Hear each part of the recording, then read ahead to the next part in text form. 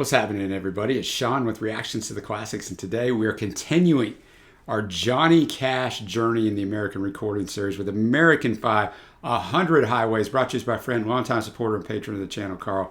Thank you, Carl. Always appreciate you and everything that all the patrons bring. If you'd like to support us anyway, check out the Patreon link below, or the Patreon link on the end screen. They make this channel possible. Appreciate Carl letting us take this. It's going to end up being a 6-month journey, right? Because we're going to do the 6th album in this next month. I have heard and seen through comments the first 4 are already up, so check those out when this one is over. I've heard others say this isn't nearly as good, but who knows, man? I saw one person early on told me this was their favorite one, so a little info on it. I don't have much info on this one, not nearly as much as I had on the last one on the Classic 4. It was posthumously released on July 4th, 2006 by American Recordings. As the title implies, it's the 5th entry in Cash's American series. Like its predecessors, it was produced by the great Rick Rubin. It was Cash's first #1 album in 37 years because unfortunately he passed away, so that always gives you a little bump in the sales. The song I'm Free from the Chain Gang Now was previously recorded by Cash for his 1962 album, The Sound of Johnny Cash. We're going to have 12 tracks on this one. The music's not going to be in the video, but it's going to be in a Vimeo link below. Follow along with me. Let's kick this thing off with the first song, Help Me. It's written by Larry Gatwin. It was a country gospel song. The lyrics tell the story of a world-weary and tired man pleading for guidance and reassurance from God. Gatwin performed the song at the funerals of both June Carter and Johnny Cash and dedicates the song to them during every performance. The song became most famous in a version by Elvis Presley. Previously, Johnny had recorded it for his 1973 album, The Gospel Road. I'm going to have the lyrics up as always. Thanks again, Carl. Help Me. What a powerful song. I could see why it's a funeral song. Wow, man. Oh, Lord, help me walk another mile, just one more mile. I'm tired of walking all alone. Oh, Lord, help me to smile, just one more smile. Don't think I can do things on my own. And then the chorus, I never thought I needed help before. Thought I could get by myself. But now I know I just can't take it anymore. And with a humble heart, I'm bending knee. I'm begging you, please, for help. So kind of a turning of going, look, I can't do everything on my own, which is what this world teaches you. You can do everything on your own. He realizes he needs God as he's towards the end of his life. So, wow, man. That's a powerful song, a great statement to start this album out. Now we're going to go to a song that has 142 million streams on Spotify, by far the most popular song on here. God's Gonna Cut You Down, the traditional song, traditional American folk song, first recorded by the Heavenly Gospel Singers in 1937. Since then, it's been recorded in a variety of genres, including country folk, alternative rock, electronic, and black metal. I gotta go find that. The lyrics warn evildoers that they cannot avoid God's eventual judgment. Went to 77 in the UK. Somehow I'd never heard this song, and I've said it through this American Recordings journey that we've been on here over the last several months. The way Johnny could deliver these things, especially being an older guy, but I mean, even if he wasn't, like just John's voice, the way he could deliver these just had so much power. You know, these first 2 songs have obviously been Christian-based. I'm a Christian, so it's hard for me to view these songs through any other lens. So this song's fantastic. I just had never heard it. You can run for a long time, run on for a long time. Sooner or later, God will cut you down. Go tell that long-tongued liar. Go and tell that midnight rambler. Tell the rambler, the gambler, the backbiter. Tell him that God's going to cut you down. Then he gets into the verse and talks about how he's been down on bended knees talking to the man from Galilee. So he's been talking to Jesus. He spoke to me in the voice so sweet. I thought I heard the shuffle of the angel's feet. He called my name. My heart stood still when he said, John, go do my will. And then that chorus again about telling the long-tongued liar. You can run on for a long time. Verse 2, where you may throw your rock and hide your hands, right? Casting stones, right? The Bible talks about working in the dark against your fellow man. But as sure as God made black and white, what's done in the dark will be brought to the light. And then just the chorus is, so I know John didn't write this as a traditional song, but it's so well written because that's exactly right. Like in the Bible, we're told that you can run, but you cannot hide, that everyone will be judged on that last day, whether you believe or whether you don't. And so you can run all you want, but God knows what you do in the dark, and it will be shown in the light. So some scary thoughts for those of us who are Christians. And if you're not a Christian, probably a very scary thought. All right, let's go on to the third track, Like the 309, written by John. It was the last song he wrote before passing away in 2003. Recorded on August 21st, 2003. It was the next to last song he ever recorded. All right. Like the 309, just a powerful song. I mean, this thing was recorded just 3 weeks before John passed away. You know, and he wrote it like at that time. So it's not him covering something from somebody else or something that he'd done years ago. So he likens the train of the 309 to, it's time to go. He's about to die, right? The train's coming to get him and take him home. It should be a while before I see Dr. Death. So it would be nice if I could get my breath. Well, I'm not the crying nor the whining kind until I hear the whistle of the 309. And then the chorus is simple, of the 309. Put me in my box on the 309. Take me to the depot. Put me to bed. Blow an electric fan on my gnarly old head. Everybody take a look. See, I'm doing fine. Then load my box on the 309. So then he just goes through this other, a bunch of other stuff. Verse 4, I like it. Asthma coming down like a 309. Then you hear him take a puff of an inhaler. Write me a letter. Sing me a song. Tell me all about it, what I did wrong. Meanwhile, I'll be doing fine. Then load my box on the 309. So pretty appropriate. Those are the last lines that he ever sang. Like, don't worry about me, man. I'll be fine. I'm going to heaven. But just a cool song and a powerful song, partly because of the story behind it. Now up to the fourth track. I love this song, right? I love the original. If you could read my mind, from the great Gordon Lightfoot. Reached number 1, Gord's did, on the Canadian singles chart. It was his first U.S. hit at 5.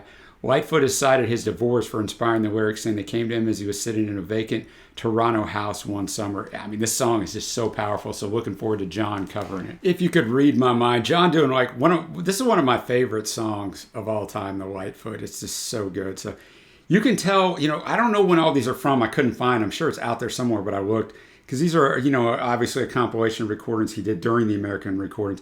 Obviously, you could tell on Like the 309, the previous track, his voice was much weaker because he's at the end. This definitely came in the American 3 recordings or later, because John got really sick after American 2. And there's a definite difference in his voice after that. And so this definitely came later on. And with that, you can hear more of a vulnerability in his voice almost for this one.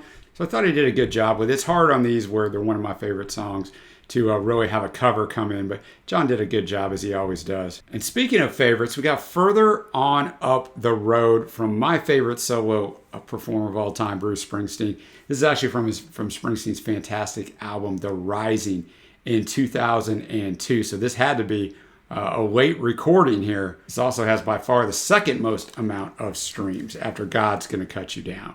Further On Up the Road, really good song here. John did a fantastic job with it, because he's definitely older and, rounding up towards the end of his life on it. So it kind of takes even further meaning. I mean, the song's about a soldier and about the difficult things he encounters, but hoping, telling somebody he's going to see you further on up down the road when it's better, right? Things are going to be better. I'm still going to be here. You're going to be here. We can get through this. And so knowing that it's, written from that soldier's perspective, but also knowing that John is coming towards the end of his life, it has further meaning. So a powerful one there. Now we're up to song number 6, On the Evening Train. It's a song by Hank Williams. So the last 3 songs, we have a Gordon Lightfoot, we have had Bruce Springsteen, now we got Hank Williams. It appeared on a 1991 album, Hank Williams Songbook. It's the only song whose authorship is credited to Hank Williams and his wife, Audrey Williams. So let's check it out. On the Evening Train. Wow, what a powerful song, right? Wow, man. This is credited to Johnny Cash on Genius, which I use for lyrics, but it's not. It's incorrect. It's a Hank Williams song. So it was written, back in the 50s. Heck, it could have been written in the late 40s. But basically, this man is, and we use that train motif just like John does in a lot of his songs, obviously, and like he did on Like the 309. I heard the laughter at the depot, but my tears fell like the rain when I saw them place that long white casket in the baggage coach of the evening train. He's got his baby there with him. I don't know how old the baby is. Daddy cried, "They're taking Mama away from us on the evening train." Sheesh, man. As I turned to walk away from the depot, it seemed I heard her call my name. "Take care of my baby and tell him, darling, that I'm going home on the evening train." And then this guy, his father at the end, says, "I pray that God will give me courage to carry on till we meet again. It's hard to know she's gone forever. They're carrying her home on the evening train." Man, this one's an emotional one, right? It gets to you, man, if you have a significant other you've been with for a long time. And wow, man. Great song there. Well, we're halfway done. Now we're up to number 7. I came to believe Johnny wrote this song, previously recorded by him during the 80s, during the recording sessions that would ultimately result in the posthumous 2014 release, Out Among the Stars. Let's check it out. I came to believe, what a powerful song. Also a song written to God and his Christian faith. I could manage the problems I laid on myself, and it just made it worse when I laid them on somebody else. So I finally surrendered it all, brought down in despair. I cried out for help, and I felt a warm comforter there. And then the chorus, and I came to believe in a power much higher than I. I came to believe that I needed help to get by.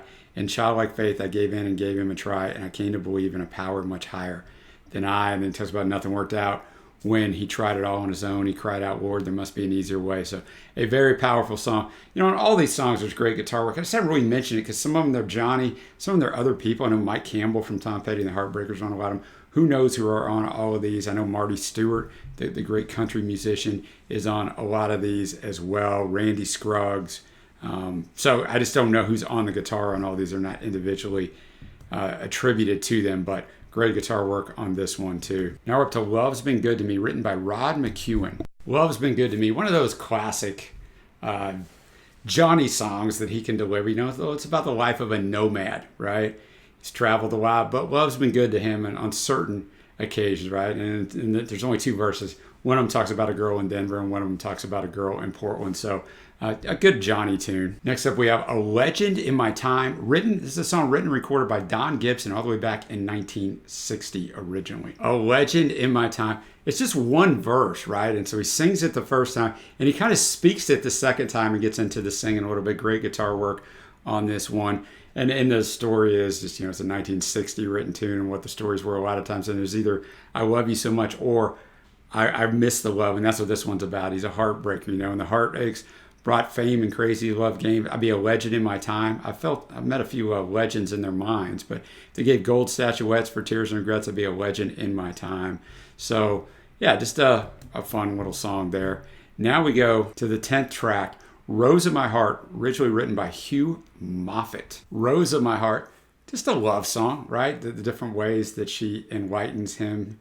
I thought Johnny did a really good job. It's just one of those songs that at this point in his life, Johnny could deliver so believably, right? So yeah, I just enjoyed that one. I mean, I don't got a lot to say. It was a good tune. Now we're up to the penultimate track, Four Strong Winds, written by Ian Tyson, recorded by Canadian folk duo Ian and Sylvia. Tyson's noted he composed the song in about 20 minutes, and then manager Albert Grossman, the famous Albert Grossman's New York apartment in 1961. Ian Tyson would recall it as the first song he ever wrote, and credit Bob Dylan with giving new impetus to Ian and Sylvia's career by inspiring the duo to follow his lead in writing original folk songs. Four Strong Winds. I know it's considered an iconic song. I don't think I've ever heard it. And basically, it just starts off with the chorus, and then you get a couple of verses in there. Four strong winds that blow lonely, 7 seas that run high, all these things that won't change, come what may. Where good times are all gone and I'm bound for moving on, I'll look for you if I'm ever back this way. So this guy's talking to this girl, man. He didn't want it to be over, but it's over. And you kind of get through here. He's tried everything. He's going to go up to Alberta. Weather's looking good there in the fall. Got some friends I can go working for. Yet I wish you'd change your mind if I asked you one more time, but we've been through this 100 times or more. Yet he's kind of asking her that one more time, right? I'm going to go, but if you don't want me to. And then in the second verse, he just talks about if he sent the fare down, would she come see him? Although by then it'd be winter and there's not much to do. And the winds can sure blow cold way up there. So getting back into the chorus, right, and kind of a callback to that. So a nice tune. And now we're to the last track, I'm Free from the Chain Gang Now, written by Lou Hersher and Saul Klein. I'm Free from the Chain Gang Now. I did find the song was originally recorded all the way back in 1933 by Jimmy Rogers. So he's writing that, you know, he's a well-respected man, and then they came and got him. I was wrongly suspected. So they put me in chains in a cold, freezing rain, but I'm free from the chain gang now. I got rid of the shackles that bound me. There were tears on the mail. Mother wrote me in jail, but I'm free from the chain gang now. So you can interpret this however you want. That's what I was trying to find during the song. Who is this written towards? You know, is he released? Did he escape, or did he die? And he's free now. I don't know. I guess you can interpret it however you want. But Johnny's voice lends quite well to this. And, you know, Johnny could sing him a prison song or two back in the day. Now we're going to get to my favorite tracks. I think this album's very front-end loaded, and I'll get to that on my overall score. But I Came to Believe, honorable mention, and then my faves are going to be Help Me, God's Gonna Cut You Down, Like the 309, and On the Evening Train. So now we're going to get to my overall score. As I mentioned before, this is my fifth one. I've done all these in order. I think this one is my least favorite, although it's not a bad at all. It's not a bad album at all. I think it is very front-loaded. The back end is fine. Nothing wrong with this. John singing, right? And he sounds great. But it's not to the level that some of these other albums were because, you know, they're trying to pull songs that didn't make the other albums and put them on here. Still a really good album. I'm going to give it a 6.75 out of 10. Thank you to Carl. Thank you, everybody, for watching. Let me know what you think of this album in your comments below, your favorite tracks. And we still got Cash 6 coming up next month. So until next time, guys, I will see you.